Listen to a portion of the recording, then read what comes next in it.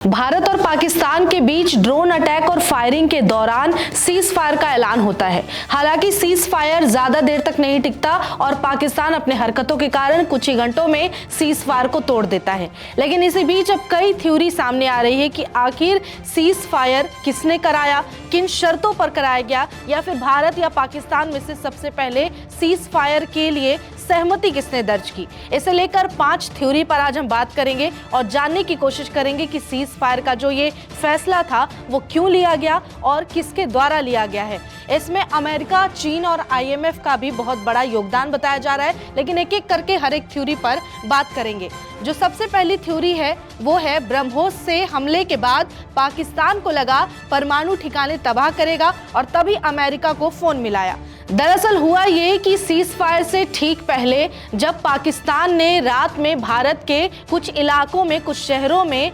ताबड़तोड़ फायरिंग की और साथ ही ड्रोन अटैक किया, तो उसके बाद भारत ने जवाबी कार्रवाई करते हुए अगले दिन पाकिस्तान के कई एयरबेस को तबाह कर दिया। अब ऐसे में पाकिस्तान को ये डर लगने लगा कि जब भारत ने उन एयरबेस को उड़ाया है जो कि पाकिस्तान के लिए कई मायनों में बहुत महत्वपूर्ण थे, तो पाकिस्तान को ये लगने लगा कि कहीं भारत जवाबी कार्रवाई में अगला अटैक जो एयरबेस है उस एयरबेस को निशाना ना बना ले जहां पर पाकिस्तान के सारे परमाणु हथियार यानी कि वेपन्स रखे गए हैं, उसके मिसाइल रखे गए हैं, क्योंकि अगर ऐसा होता तो पाकिस्तान फिर जंग लड़ने के काबिल नहीं बचता। और इसी डर से पाकिस्तान ने सीधे अमेरिका को मदद के लिए फोन लगाया और अमेरिका से बात की, जिसके बाद अमेरिका ने ये कहा कि सीज फायर की आप लोग आपस में बातचीत कर लो, और तब जाके पाकिस्तान के अधिकारी ने भारत के जो आला अधिकारी हैं सेना के, उन्हें फोन मिलाकर सीज फायर पर समझौता किया। ये है पहली थ्योरी। अब दूसरी थ्योरी क्या है वो जान लेते हैं। दूसरी थ्योरी कहता है कि उपराष्ट्रपति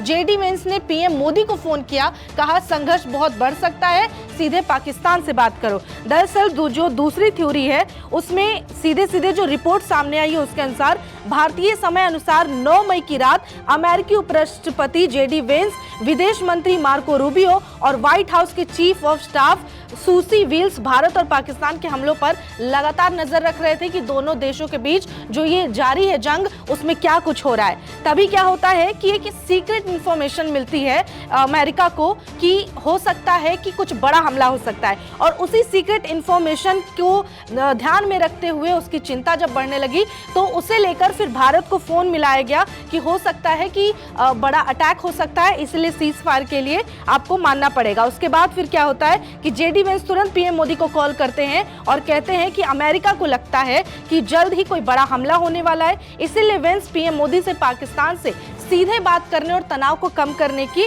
बात करते हैं और ऑप्शन रखते हैं कि आप लोग इसके बारे में सोच लीजिए। उसके बाद फिर जाकर दोनों देशों के बीच समझौता होता है कि चलो सीज फायर करते हैं। ये दूसरी थ्योरी कहती है। लेकिन तीसरी थ्योरी क्या कहती है कि IMF ने पाकिस्तान को 8.5 हजार करोड़ के लोन के बाद सीज फायर की शर्त रखी। दरअसल बीते दिन एक खबर सामने आई कि पाकिस्तान पूरी तरह से आर्थिक तौर पर टूट चुका है, जिसके बाद पाकिस्तान को IMF की तरफ से एक मोटा कर्ज मिला, मोटी राशि मिली, जिसकी राशि की कीमत 8.5 हजार करोड़ रुपए थी। ऐसे में अब यह भी कहा जा रहा है तीसरे थ्योरी में कि हो सकता है कि IMF ने जब पाकिस्तान को इस तरह से आर्थिक तौर पर मदद की तो IMF ने कहा होगा कि एक काम करो, मैं तुम्हें ये पैसे उसी शर्त पे ये राशि दूंगा अगर तुम भारत के साथ सीज फायर वाले समझौते को स्वीकार कर लेते हो। तो ये है तीसरी थ्योरी। अब अगली थ्योरी क्या कहती है? चौथी थ्योरी के अनुसार चीन ने अपने हथियार के फेल होने पर सीज फायर का दबाव बनाया। दरअसल पाकिस्तान जो इस युद्ध में जितना भी वेपन यूज कर रहा है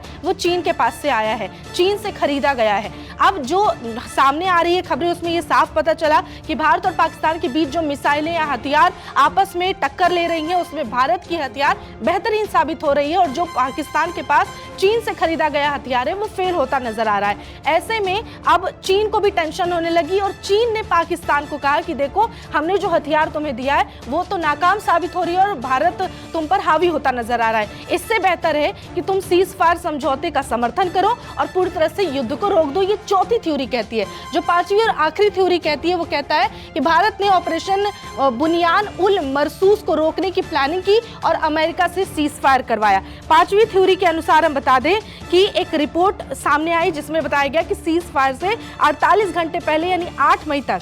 पाकिस्तान बिल्कुल शांत था, उसे नहीं पता था कि हमला कैसे करना है। इसके बाद उसने अपनी तरफ से हमला शुरू कर दिया और इसी दौरान व्हाइट हाउस में मार्को रूबियो अपनी टीम के साथ बैठकर पूरे युद्ध का जायजा ले रहे थे। हालांकि इस दौरान रात में पाकिस्तान भारत पर ड्रोन हमला कर देता है। फिर क्या होता है कि 10 मई को भारत इस्लामाबाद के पास 3 जगह पर हवाई हमला करता है और जवाब में आग बबूला हुआ पाकिस्तान भारत पर एक बार फिर मिसाइल और रॉकेट दाग देता है। उसके बाद क्या होता है कि एक सूत्र के हवाले से ये रिपोर्ट पता चलती है कि पाकिस्तान के हमले से भारत बैकफुट पर आ गया। सीज़फायर के 2 घंटे पहले भारत ने अमेरिकी, सऊदी अरब और तुर्की से संघर्ष रोकने के लिए मदद का कॉल किया है और इसके बाद अमेरिका ने सीज़फायर का ऐलान किया। हालांकि बता दें कि ये पाकिस्तान की तरफ से दावा किया गया कि भारत ने अपनी तरफ से सीज़फायर के लिए अमेरिका से मदद ली, लेकिन अमेरिका की तरफ से ऐसी कोई पुष्टि या ऐसी कोई जानकारी, कोई बयान आधिकारिक सामने नहीं आया जिसमें यह पता चलता है कि भारत ने अपनी तरफ से ये कहा कि अमेरिका से कि आप मदद करो और सीज़फायर के लिए